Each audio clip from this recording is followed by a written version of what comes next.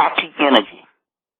The return of the Shakti energy, the Shakti power. Now, the Shakti power is translated as segment in Kemet. Now, you know that in the text of the destruction of the world, or the destruction of, I think it's called the destruction of the earth or the destruction of the world. So it's an ancient Egyptian text. You can find it in several books, but you want to get any Burgess books. A book called The Legend of the Gods. It has it in there. You also want to get From Fetish to God in Ancient Egypt by E. Wallace Budge. Let me see if while I'm talking, I'm gonna see if I can find the actual text and the actual book. But in there, they have it in several ones. But if you get the complete text, a lot of them mention it, including the brother that has the awesome book that you just that he just sent me. He and you just sent me. What's the brother's name?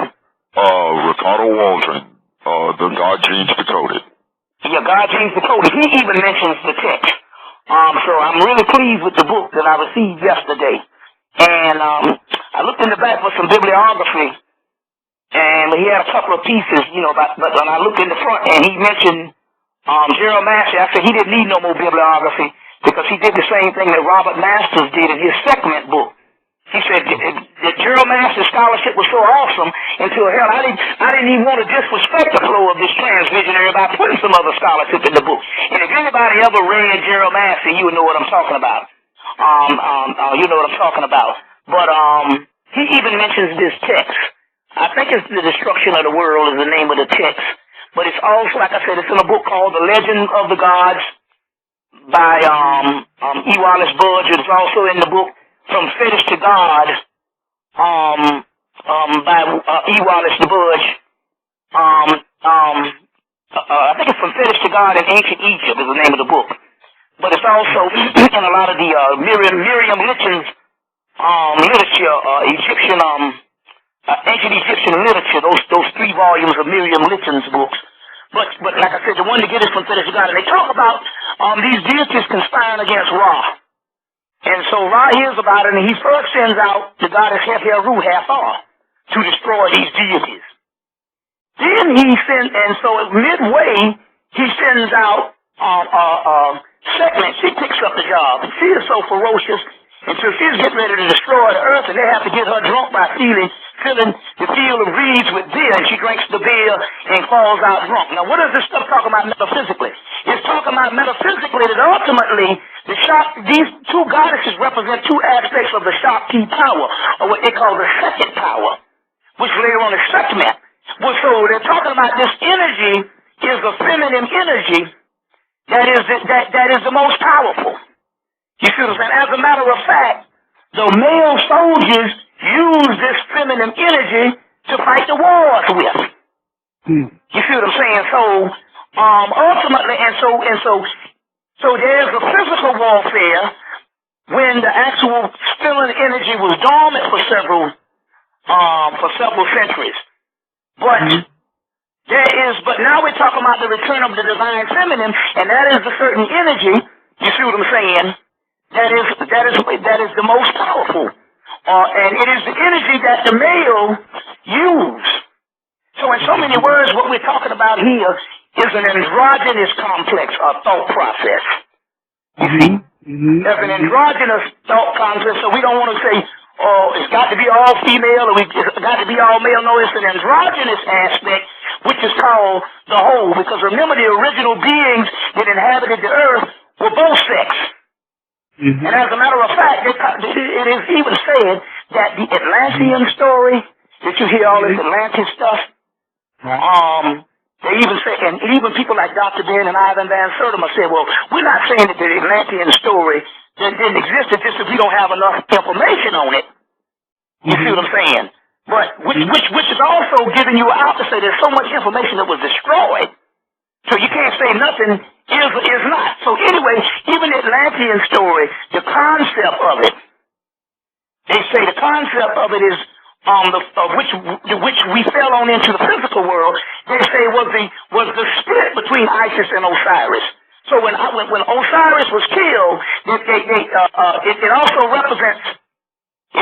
represents on the physical realm a split between the male and female, and as a result, The ultimate God power is the repolarization, not the polarization, but the emergence or the unification of the male and female energy. And that's the actual power. And pray that you don't even get in no physical war. I wouldn't trust a black person with a physical war. I might as well go join the Ku Klux Klan, because I know you niggas ain't gonna do nothing. You ain't gonna do nothing but run off at the doggone mouth. You see what I'm saying? Please.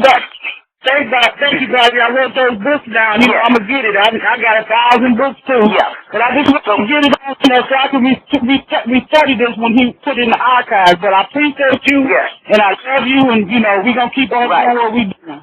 But I also want to give a shout-out. Okay, that's great. I also want to give a shout-out on the brother's book again, called what it's called, The God Genes Decoded. Yes, sir. And you can get it right on this brother's, what's that? www.occultscience.tv. Yes. So you go online and get this fascinating book. The brother's done an excellent job.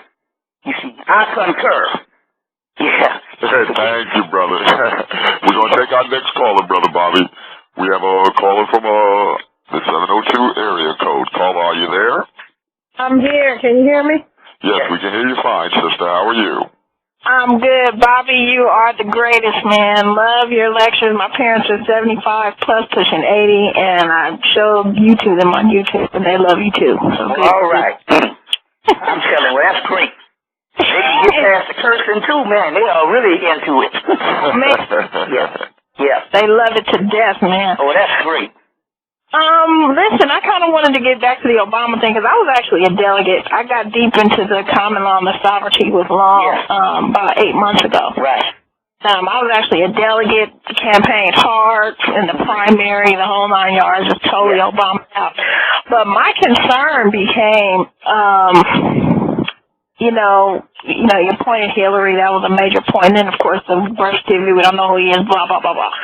But my concern, and, you're saying don't focus on things, stay on our own agenda, which is something that we tell people all the time, because you can get very distracted focusing on all the negative, negativity that they put up, the fear-mongering. Can't get caught up in that. But I do want to know, I feel you on the positivity of the Obama change and, the world vibe, and I feel you there. But I'm wondering to what extent do we need to either concern ourselves or pay attention to the fact that he is surrounded by these negative forces, and he's not undoing the Patriot Act. He's not undoing George Bush's executive orders. He's not doing any of those things. What I'm trying to tell you is this. Why the great brother C. Freeman L., who made his transition last March, told me something about 10 years ago. Why dwell on something that you can't do shit about?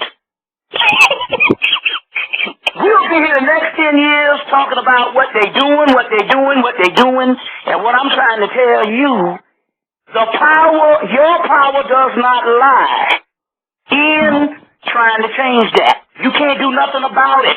You have no power base. Your people are mentally deranged. Right. Black people are mentally insane. Yeah. We're at the most savage point that we have ever been. So your power base ain't there. You can't do nothing but just run off at the mouth. Now, you can change things by dealing with spirit. Now, here goes again. And this is what the man knows. He knows that our ancient power, which is returned, our ancient technology was magic and spirituality, not religion. Right. Magic and spirituality. Our ancient power is not going into a corrupt political land, because capitalism is, the system is, even if he tried to, even if he was for you, if you say he's not, the system is no good anyway. You're talking about a sinking ship, and you're talking about something that was never slated to be the end-all and be-all. You can't fix it. There's 100,000 variations in the system because the system is shit. So my point here is, you can go into that and you can immerse yourself into this. What right now I can go and I can give you 1,000 things on what I see on that TV that can